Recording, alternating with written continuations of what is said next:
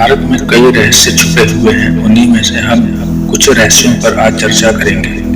महाभारत में हर योद्धा किसी न किसी देवता का अवतार था। भगवान श्री कृष्ण विष्णु के अवतार थे और बलराम शेषनाग के अंश थे। 8 वसुओं में से एक द्यू नाम के वसु ने ही भीष्म के रूप में जन्म लिया था। देवगुरु बृहस्पति ने द्रोणाचार्य के रूप में जन्म लिया था। अश्वत्थामा रुद्र के अंश थे। दुर्योधन कलयुग तथा उसके 100 भाई कुल सत्य वंश के राक्षस के अंश थे।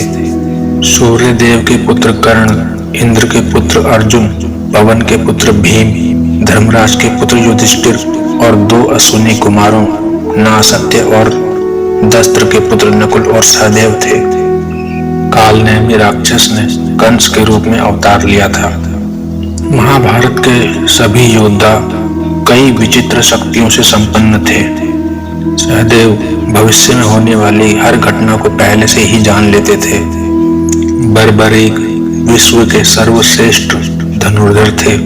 बर्बरी के लिए महाभारत के युद्ध में केवल 3 बाण ही काफी थे, जिससे वे कौरवों और पांडवों की पूरी सेना को समाप्त कर सकते थे। संजय आज के दृष्टिकोण से टेलीपैथिक विद्या में पारंगत थे। कहते हैं कि गीता के उपदेश को बिना युद्ध के मैदान में गए कई 100 किलोमीटर दूर से ही संजय ने सुन लिया था। भीम में कई हजार हाथियों का बल था। युद्ध में भीम से ज्यादा शक्तिशाली उनका पुत्र घटोत्कच ही था। द्रौपदी का जन्म भी एक रहस्य ही है। कहते हैं कि द्रौपदी का असली नाम यज्ञसेनी है।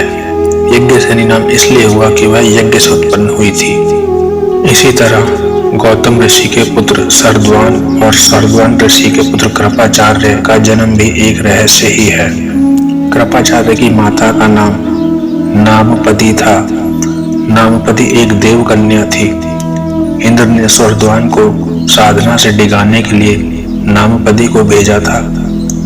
देवकन्या नामपदी के सौंदर्य के प्रभाव से सरद्वान इतने काम पीड़ित हो गए कि उनका वीर्य स्खलित होकर एक सरकंडे पर गिर पड़ा।